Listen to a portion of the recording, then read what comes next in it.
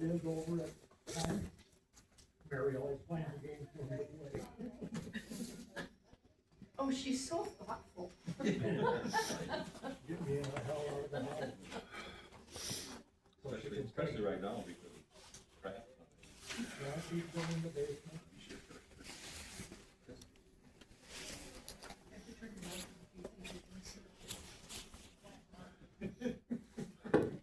God damn it, do what they say. What? I don't have my hearing aid on. Do I gotta talk like that too? No, I hear you, I don't hear the chief.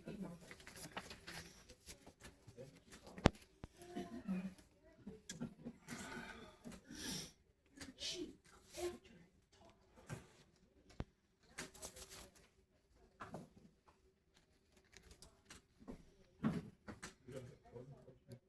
No, I didn't get one yet. She might not have done anything new because she knew she was at the top of her. I do. What about? On my ear. Oh, she did. Neither do we until the other day. So. We never got called because she wasn't at home when that happened. All right. Meeting go over, roll call. Mark Rush. Yep. Lawrence Steger. Here. Karen Greenlee. Here. Larry Stolber. Here. No chief. No chiefs. But Casey. All right, fire EMS report update. Any questions?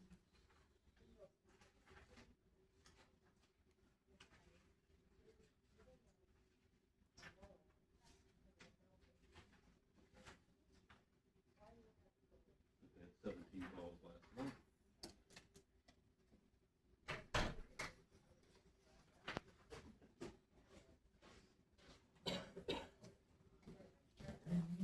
Self-explanatory.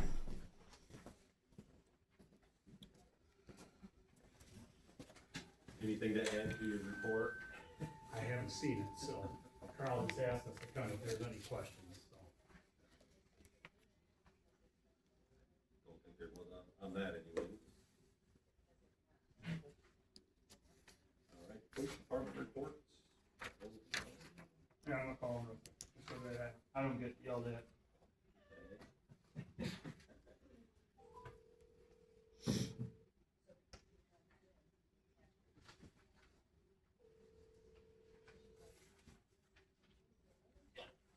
Alright, we just started the meeting. We're on our section, so. Alright? Alright. DCI, still working on that embezzlement complaint. With our agency. We're all ready for Victorian Christmas. It's supposed to be extremely cold out that day, so sure you wear some warm clothes. P's looking at purchasing a 23 Dodge Durango to replace Squad 1. We'll make our presentation to Public Safety and Finance Committee. Basically the Finance Committee we will. Had an interview with Morgan Booth. She wants to be part-time here. She was a former deputy with Rock County. Left there several years ago because her husband was deployed to Texas. Chief will be doing some background check on her sometime next week. Spoke with Ultra Stroke today, or Thursday, they told him they received all the equipment for the new squad. Bringing in the new squad on Monday, December 15th, approximately take 4 to 5 days to complete the project. 645 calls for service from November 5th to December 3rd, total calls 5,958. 2 major investigations I've conducted this month. 1 unit trial, 2 court. Vehicle maintenance, tires for squad 3, and then squad 1 needs a rear CV joint, which is about $1,200 bucks. So we're kind of looking for that Durango. I went to CART training, which is Child Abduction Response Team. I'm on their subcommittee for that, which is being implemented in Walworth County now. Anti-human trafficking, and then Officer Nerman, we'll say, went to NTOX recertification. Never been going. Yeah. Okay. Officer Nerman. I'll go with that. All right, I think that's pretty much all we got. Unless Chief, you got something to add to that? No, I don't think so. Yeah, it's like, I don't know, Mark, how you wanna deal with the, if you want me to talk about this, Dodge Durango, or if you want to just wait for finance. You can if you know more about it than you did this morning. Yeah, I don't know if anybody, hopefully you can hear me, at a medical appointment here, but I'm talking through the phone here, but, again, Sturdivant Police Department has disbanded, and this, gentleman that I talked to at Great Lake, about 45 minutes, is the acting chief. They are selling and, auctioning off basically all of their, equipment that they have. They have a 2023, as, Detective, Packer said, Durango, new tires, new, brakes, everything's good on the car. Mechanically, it does have an O2 sensor that's going off. I would imagine that's about $400 or $500 to get that fixed. It comes with a lot of extra stuff. Not only we implement or use because the radio comes with it, but we have our brand new radio that we're getting ready to install. And then it does come out with a newer computer, which is good. And then a LPR system. There may be a subscription to that. I've been told it's pretty minimal, but I'm not sure if we use that feature. Basically what it does is read plates, and then the officer doesn't have to take the time to look down to run a plate on the computer that's in the car. But we don't have to use that system. My hope is that we do have excessive money this year based on we didn't hire the fifth officer, didn't get anybody to come in, that we killed Nerman. Kevin McGoldick actually came in, and we hired him. So Don can attest that we do have extra money. We're trying to hope to push some of that money into the 2026 budget, but when this came up on the Wisconsin Chiefs Association page, it just makes sense that we make jump on this because it's they're asking $20,000 for this,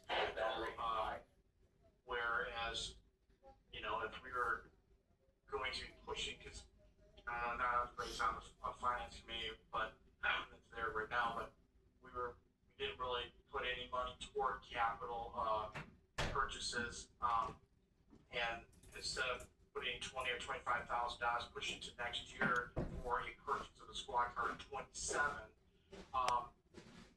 this makes sense where we can buy half the price. It's basically a new Explorer costs $51,000 today. It may cost more in 27. I imagine it would. Or we can get something for $20,000. Be a little older, but it's much newer than in 2017, which is what we'd be looking to sell if we got this Durango. Then so we make the cost of this $20,000 better. We probably get more money. Maybe we can take time instead of giving it to the dealership that would really rip us off on a trade-in, versus where we can take our time and hopefully get maybe $7,000 or $8,000 for 2017. That's more than what I told you already, Mark, today, but I did talk to him afterwards for 45 minutes, and he said that he's got a lot of departments that are interested in it. I was the second one, probably, or third one to call him, and because I maybe got a little bit of a relationship going with him, I think he would be willing to sell it to us. He didn't really, when Detective After talked to him when he did a test ride this afternoon, I think he stated that he wasn't willing to really negotiate anything further than the asking price. So he said it's guy inquiries, but we'd be serving the lead because we might have the ability to make decisions quicker than anybody else is going to be able to make in the next week or two. So if anybody has any questions about that car, so I can try to answer it as much as I can. So this car is ready to go, just have to change your radio out, and that's it?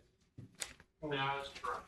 Well, we had to sort of take the Sturtevant PD, which I didn't say before, got disbanded and the sheriff's department's taken over. We had to take those graphics off and then we had to put new graphics on. So that would probably be $400-$500 maybe. But again, probably the cost of the offset by us. I did go and test drive it today.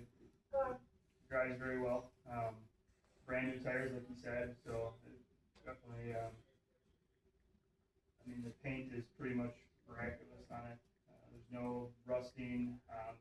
There's really, I think there's one little scratch in the upper right fender that is very minimal, but, I mean, everything, it's about 50,000 miles. Yeah, 52, I think it was, or 50. I'm sorry, what'd you ask? Same thing, Oh, okay. how much mileage? Yeah, 50,000 miles. They let me take it around Sturtevant just to see how, how it was and everything. It was kind of Stirring weird. stuff up. Oh, they're back. Yeah, it's kind of weird driving it around, but he's like, if somebody makes a complaint, Sturtevant disbanded, so no big deal.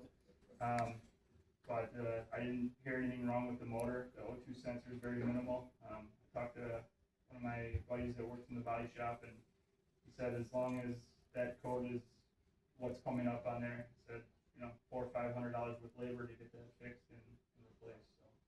So I think that would be a But good. that, I am looking at the picture that I took before I left the office, is 53,000 miles. And again, that tough book that's gonna come with it, that's usually about $2,000. So, that would come with the car as well, so that would be a savings. Plus the fact that it's all decked out with the lighting and everything. Yep. It's a turnkey. I tested all that. The lights are, it's got a nice takedown, which we don't have really on any of our cars. The light bars, the light bar on this one has a very bright takedown light for traffic stops. Red and blues all work on it all the way around the entire car. Got them in the mirrors, the rear tail lights. So yeah, I mean the siren. It's got a feature on there. Get out of the car, put your hands up. If you push one of the buttons on there, it has a. Gadgets. Yeah, it's pretty decked out, so I don't know who paid for that, but it's a nice car. I just want to stress that the reason why they're getting rid of this car is this chief has a task of having to have the whole place shut down for 4 weeks. So he's pricing this to sell, not because it had any prior damage or anything like that. And I can run the VIN on Carfax too, just to make sure that there was nothing that they didn't tell us before we buy this car, because obviously it would be reported on Carfax if there was any damage done to it. Well, the fact that all the equipment's included, I mean, it's a steal.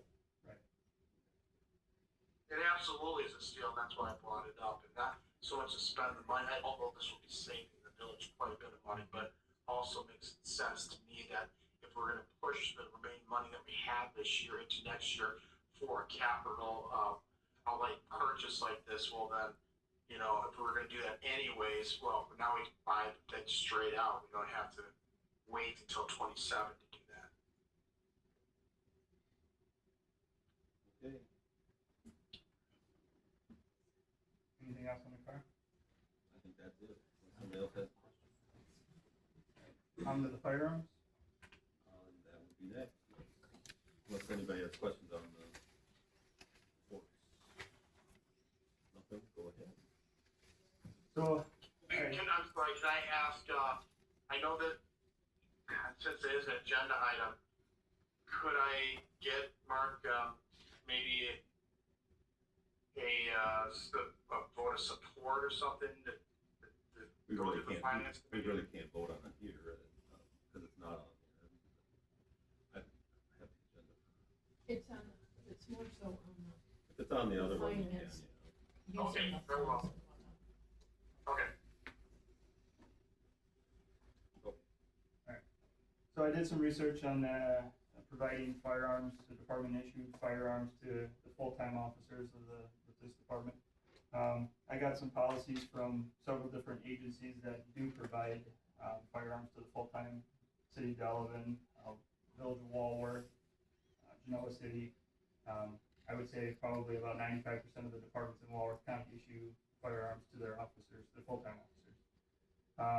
did get a quote from Glock for two Glock 45s, two Glock 47s, which are just different models. One's got a shorter slide than the other one. I don't know how specific you guys want me to get with that, but two different models. It comes with the red dot built into the firearm, so it's kind of a dummy proof for officers. You point and shoot type of thing, along with getting lights put on the weapon for guys on third shift. The total price for that for 4 Glocks through Glock is $3,600 or $3,680. This would be a huge deal because one, it cuts down on the training that I would have to go through because I'm a Glock armorer right now. In our policy, we're allowed to carry 9s, 40s, and 45s, all different calibers. We're allowed to carry Glock, SIG, and a couple of other brands of firearms. So I can't go to all those in armor schools. So just going to one particular model would cut down on training costs. Along with, I looked up ammo before I got here. Just on ammo alone, you're saving for 1,000 rounds of 9mm, it's $236. 1,000 for 40mm is $346, and 1,000 rounds for 45 is $397. So just going to one particular ammo would save $150 to $200 just in ammo alone. Along with, right now we don't have a go bag in any of the squad cars, meaning we don't have any extra magazines set up in any of the squad cars because we all aren't universal as of right now. We don't all carry 9mm weapons, so we can't have a go bag that has 9s, 40s, 45s all in it. So this would make it easier for us to provide a go bag in the squad car in case there is an incident that happens. These particular models of Glocks are also standard throughout Walworth County. So if, God forbid, a major incident did happen in the village of Walworth or anywhere in Walworth County, all the deputies carried this particular gun. So any of us would be able to interchange, if we needed more ammo from somebody, we'd be able to interchange, a deputy giving us a magazine to get back into the fight. So just officer safety and the liability that I think it saves the village of Sharon too, because God forbid there is an officer involved shooting and I'm carrying a gun that wasn't fully inspected by the armorer here, and I get an officer involved shooting. Well, DCI is going to come in, they're going to take my firearm, and then they're going to look at it with a fine-tooth comb and see when was it last inspected, and all of that, and we'd be under a lot of scrutiny. So I think having the department issued firearms where officers can't manipulate anything, they can't modify anything unless it's approved by the chief or myself as the armorer. I just think it's a big liability saving for the department. I am asking the finance committee and the public safety committee to approve of spending $3,680 to get department issued firearms to the department. Makes sense. Who pays for repairs to present guns? So Based on those checks. if it's something that happens on duty, then the department would pay for it. Unfortunately, we can't, if something breaks outside of here, then it would be on the officer itself. But I can only inspect the Glocks because that's the only armor I am. Smith & Wesson, I have absolutely no clue. It's a gun, it's probably run the same, but I wouldn't be able to break it down and determine what was wrong with it like I can a Glock. So that's why this is kind of, it's not the top of the line gun, but it's one of those ones that's reliable, and I know what I'm doing when it comes to armor and a Glock. If I could add, that it's pretty much standard practice that every department supplies weapons to their newly hired people. We've daughters of the old days or old thinking that officers can supply their own bulletproof vest and pay for themselves, go through the academy by themselves, and yet in a world that's very difficult, almost impossible to find law enforcement officers that'll work in smaller agencies such as ourselves, for the things that we can offer. This is another tool that allows us to, be able to, make it a little bit more enticable for somebody to come on board with our department too, if, they're issued something, because, you know, vests cost $1,200, you know, weapons can cost $400 to $600, about 600 if the, agency doesn't, purchase it, for the agency itself. So usually 600, maybe a little even more nowadays, and their own other uniform stuff. So this is just, another, not only is it, I think, a liability, it helps us in our liability, for all kinds of different things, though, but also the, you know, just another way of maybe some of it's, oh, you know what, I don't have to pay for a firearm, that's great, I gotta pay for my vest, which we do cover for full-timers, so that was my 2 cents. So the guns, are they rotated between, we're only getting 4, is it rotated to everybody? Yeah, so it would be Nobody myself, nobody has their own, will you have your own issue too? yes, so Nerman will get one, I'll get one, and, Officer Wittes and Michael Kraut. So the 4 of us will get them, the chief opted out, of getting them, so the 4 union guys will get department issued firearms to them. So the part-timers would still have their own. Yep, so looking at the So I policy. work both. Looking at the policies of, the departments that I got them from, all their part-timers, their guns have to be approved by the chief or the firearms instructor, but they're bringing in their own weapons.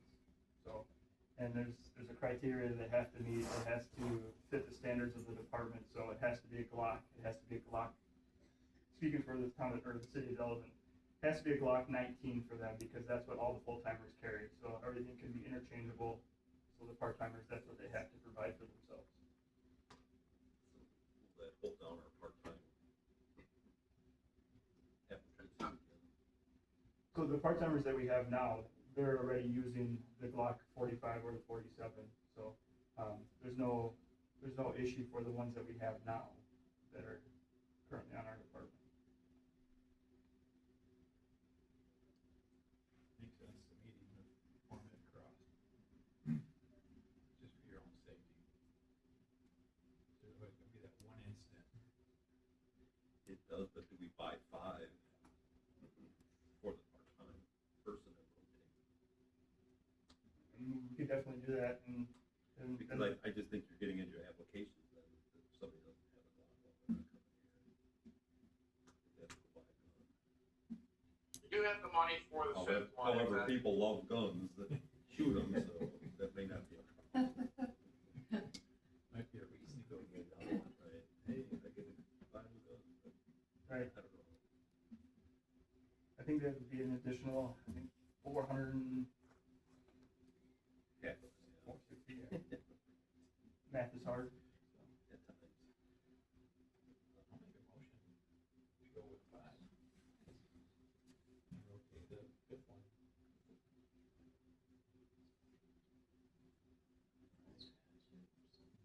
There's a second to his motion. I'll second it, so. Second.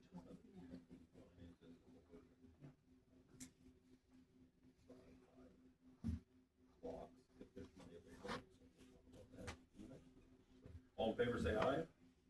Opposed, same sign. Motion carries. Winter parking on Pine and Baldwin. Well, obviously, we're not going to solve all the problems today, but I think if we enforce what we have on the books presently, it's gonna help. Got done right away, so I think we just have to start getting the tickets out, go from there this year, and then we'll have to work on it for sure, get it done right. Whether we go from snow emergencies or whatever, but you know, we have to clean out more. On the south side, near the yellow building. We would have to change our parking ordinance then. Absolutely. Yep, got to do a lot. And I completely agree with the parking citations, you know, weren't issued over the weekend, like they should have been. But I think after the chiefs put out the email and spoke with the officers individually, I think he got the point across. I think it'll be taken care of from here on out. I think we're too late into it now, but I think that's the way to go with it. Stop talking emergency for sure. I think the emergency is probably the better way. And it's the time, I think the back to doing whatever. I mean, the snow emergency would be nice because then we could just ticket every vehicle that's out on the road. And, you know, the officer wouldn't have to figure out, you know, the parking ordinance is lengthy and it is complicated. And, you know, if you just remember that you can't, nobody, right, from short to plain, they're allowed to do alternate street parking, everything else is ticket time. Mark, can I ask, was this on the agenda because of what Eric had sent out, or you just want to have a discussion about it, or is there different enforcement, or what? I think it came from both of you. Yeah, you sent it out too. I did, So I think that's why it's on there. okay. But I I think, just want to make sure there wasn't something else as well. No. I think we're behind the 8 ball right now, but I think just enforcing it. You know, So, I mean, and this is twofold, because as I said before, I always get upset when people just moan and get upset, you know, and complain, and we don't like try and take action. And Eric and I have had this discussion before. I think he may have had it with you. I fully support if ever, anytime he wants to go into the board and say, let's do it in a snow emergency. I told him for years, I will support him in it. I think it makes it easier getting the message out to people when an emergency is going to go in effect is sometimes your challenge, right?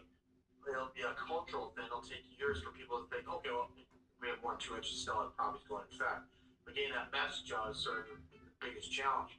But, you know, other than that, I don't think anybody did anything wrong during this last snowstorm. It just, were there cars parked on Baldwin Sunday morning? I don't And were know. I they mean, ticketed?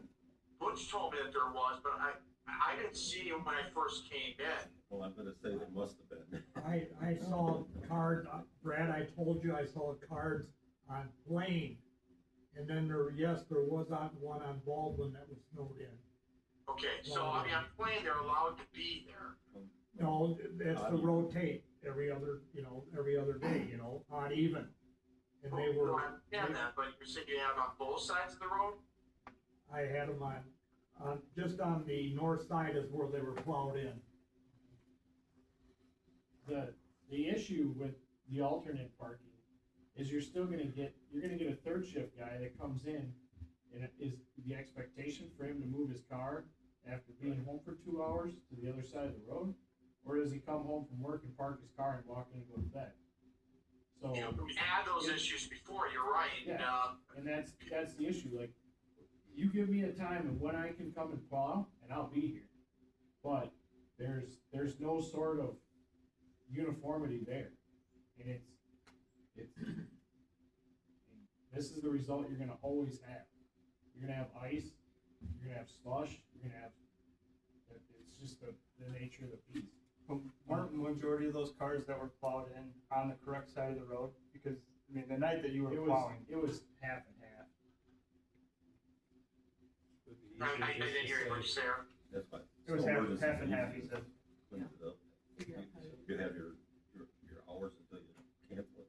Go from there. What would be easier for them to say, if you're during snowstorms, they all park on one side, and it doesn't matter what day it is, you always gotta be on like the south side or the east side. It'd be one thing if they're all on the same page, but they never are. And it takes one car and then, you know, Throws people off. I mean, I don't know. If I owned a business downtown, I certainly wouldn't want a mound of snow in front of my business.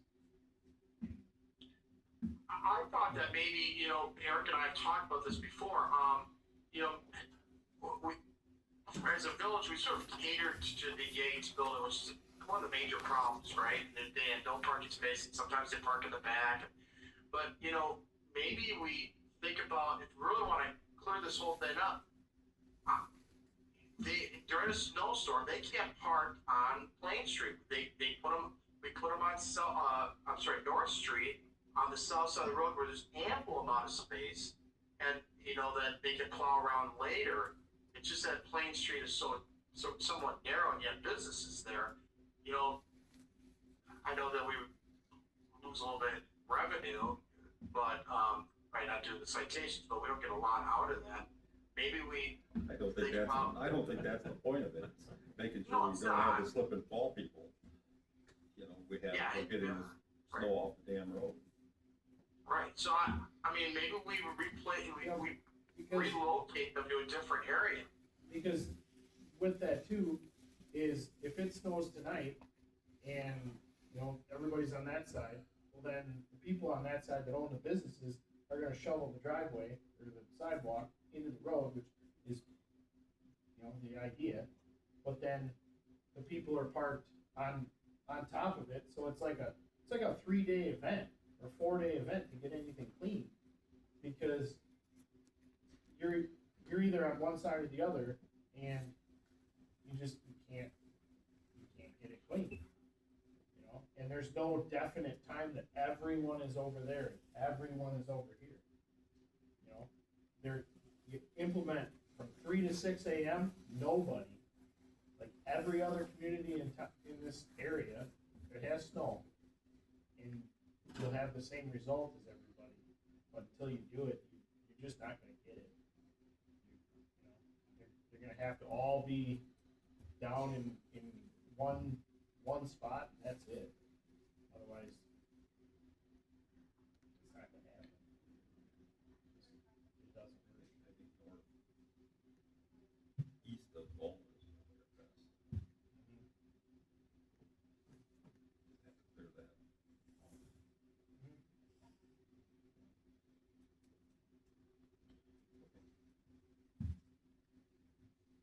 Is there any thought about, is the yellow building gonna be knocked down, and is that gonna be villages? We Area raise or- it or- if and when it goes down. But there's plenty still to the east. There's probably 10 cars anyways, 10 to 15. Yeah. How many cars do you normally run into out here? Depends. The family down there's got about 6 or 8. About 8 None cars. of them park in the driveway. The people on Plain or on Baldwin, they don't park in their driveway because they got a 30-foot camper in their driveway, so they park on the street. And then complain that we plow them in, but there's nowhere to go there. You know, I mean, the Plain Street, if you go all to the south with it, there's a sidewalk this far from the street. Where do you go with the snow? You know? I mean, Yeah, I shoveled that for a year. right, yeah, you know. I know. You know, a lot of it is just to get it off the road so people can travel, and then the next day we clean it. We're in early, the very next morning, usually at 3 or 4, depending on the snow amount, and then we get it all cleaned up. But there's cars on everything, so, you know, it's pretty disheartening when you come in 3 o'clock in the morning and can't really clean much. I guess I'm also gonna ask, like, what direction would you as a committee want the police department to take? Now, we could be as strict as, I think the ordinance gives me authority, to remove those cars, that means getting them towed. But, you know, you're gonna have a lot of unhappy residents, you guys are gonna have to answer to that, as well as we will too. But you know, after a couple of those, people are gonna get the idea. But I think that should go hand in hand with if you get a snow emergency. I think I've put out there, you know, you do some sort of like, you don't have to charge anything for the permit, but a permit. And that way, when they have a permit on their car, they know that they received the information on where they should park. You know, it'd be like, you know, a little sticker in the corner of your window. And if you don't have the sticker, then you're getting towed or ticketed or whatever. I think you start the towing after a habitual problem, but you gotta start writing the tickets first. Yeah, and again, that's where I sent that email. I think I'll take responsibility, our officers to write those. But Tickets aren't much though, Brad. If I came home in that snowstorm and it was only gonna cost me $20 and I was on the wrong side of the street, I'd say I pay the $20. yeah, I agree. Well, I mean, if we're keeping track like we should be, it should be going up $20 every time, up to $100. Well, I think the guys aren't doing that though, Casey, right? Because they're writing them down on that board, so when it becomes habitual, I think that we're following that. Right. All right. Eric, did I hinder you last week when I was in my parking spot quarter after 5? Okay. No, 'Cause I know it says I don't midnight to like- 6. yeah, I don't like going to that side, I like going the other way, cause then there's no sod to fix in the spring. I go towards the yellow building. Right. You know, I just wondered, cause I saw that when I read your thing and I thought, oh, I wonder if my car hindered him. Cause I get to the restaurant, when I open the restaurant, I get there at quarter after 5. Yeah, no, I plow on it. Okay, so we'll find out about a snow emergency. Right, and is that, Eric, is that something you wanna I mean, just continue to basically do, a right? general ops deal. I guess, But Eric, do you think that's something that you want yeah, it's us something we to can build implement, explore, right? but we need some sort of groundwork to start Right. from. Okay. Code enforcement, I've got nothing here. Yeah, I didn't receive anything from them. Hopefully we'll have it. On that aspect, I've been doing some number crunching. For what budgeted, 16,000. But that was a mistake. Okay, fair enough. But go ahead. We could do away with her, bring it in-house, pay somebody $25 an hour. That would give her 12 hours a week, her free week, for the whole year, to do code enforcement. And the cost of software, which could be used in multiple departments, from public works to permitting and all that. I've also looked at several different software programs. I think it'd be beneficial financially, and the fact that it would be a better kept system, I feel, if we brought it in-house. There's nobody qualified here to do that. Some of the stuff that she has to deal with, there's nobody qualified here to do that. Code enforcement, which doesn't require any certificate, right? It doesn't what? Require, according to state statute that I read, doesn't require any certification. Well, they don't require it, but she deals with a lot of things that do require building issues, they're code, you know what I mean? She'll turn a code enforcement, thing over to Jerry because it turns out to be a building issue, whatever. Then it's just a little training that would, the training might have to be enforced. And who would you think would do that? You never know who's out there. I think you would Yeah. have to come up with a proposal. Write it up. To just throw that out. Sounds good. So if I put everything in writing, black and Right. white. It's something to, yeah. I mean, Well, Marge and I have had this conversation a couple of times. It's like, it's real easy to say, it does sound good, okay, that might take care of part of the problem, but you don't know what she deals with. You don't know what we deal with.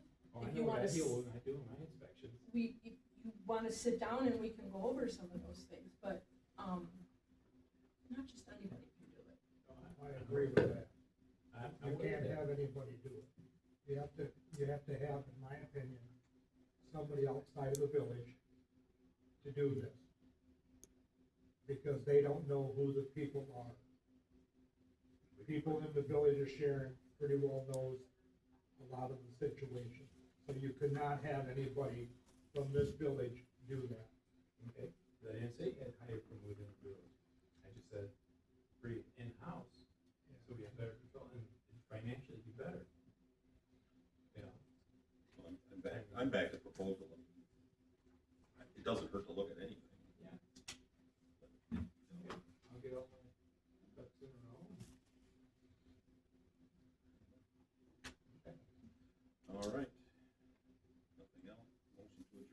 So moved. Second it. Motion's been made and seconded to adjourn, all in favor say aye. Aye. Opposed, same sign.